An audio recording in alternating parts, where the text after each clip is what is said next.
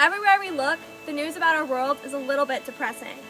Our economy has been struggling, debt is growing, our planet is changing. All of this fills our news and our news feed with images that are scary and a little bit overwhelming. We want to do something. As FFA members, we're taught to live to serve, but it can be hard to know where to start. Last week, we traveled to the National FFA Convention in Indianapolis and helped to package over 1 million meals in the Rally to Fight Hunger. This week, our state was hit by one of the largest natural disasters in history. Communities all along the coast, including New York City, had homes and businesses damaged and even destroyed. It left us grateful for the safety of our fellow FFA members and definitely wanting to help. The very thing we're passionate about is the answer: agriculture. While we may not see the direct effects of the storm in our communities, millions of our neighbors are in desperate need of something we can provide. As a team, we're calling on our chapters throughout the state to respond by stepping up to the challenge. After a disaster of this size, people lose houses, property, and even their jobs.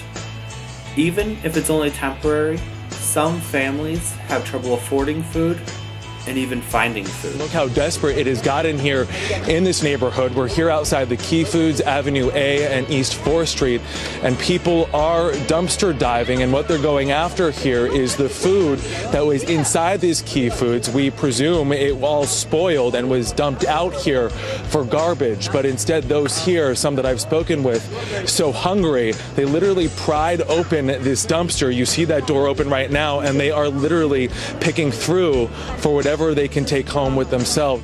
With damage from the storm limiting transportation and disposable income, many people who have never worried about where the next meal will come from find that store shelves are empty and that they're not being restocked. That's called food insecurity. Not knowing where your next meal is coming from and not being certain that you will get it at all. In our state, one of the top agricultural producers in the country, 1 out of 7 people are food insecure. 1 out of 5 children are food insecure. We believe a lot of things about hunger. That it only happens to lazy people, that it only happens to people without jobs, that it only happens to people in big cities, and that there's nothing we can do about it. We are in the business of feeding the world, and that means everyone. In the U.S., we are able to produce enough food to help feed every man, woman, and child enough calories for a healthy diet. The problem isn't exclusively production. Food insecurity exists in spite of the hard work our farmers are doing to produce the food. Sometimes, people just can't afford it. Systems don't exist to give people access to food. Emergencies occur, and suddenly, the food isn't as available as it was before. But if we are the future of agriculture, we have to see this, recognize that it's a problem, and say, this is not okay. Here's why this really matters. It's not just a response to an emergency. Food insecurity exists everywhere, all the time. By the numbers, 2 people on our team wouldn't have access to the food they need, and the rest of us might not even notice. If 1 out of 7 people in your community are hungry, how many people in your chapter might this affect? In your class, or even your entire school? Hunger is often silent, but it is happening in our communities and in our FFA chapters. There are systems that exist to get people food, and we need them. 60% of people who are food insecure today were fine 10 years ago. Everyone needs help, and that means we all need to be willing to help. Throughout our state, there are food banks that are designed to collect and distribute food to people who need it. New York is one of the richest cities in the world, and yet over 125 million pounds of food are distributed through the food banks in New York City and Long Island every year. When the economy struggles, more people rely on food banks to feed their families. Imagine the need that exists now after Hurricane Sandy. The answer isn't just production. It's coming up with new ideas on how to make healthier food more affordable, how to distribute food without it spoiling, and how to make sure that all people can meet their own basic needs. But we also need to respond to challenges that exist in our own daily lives.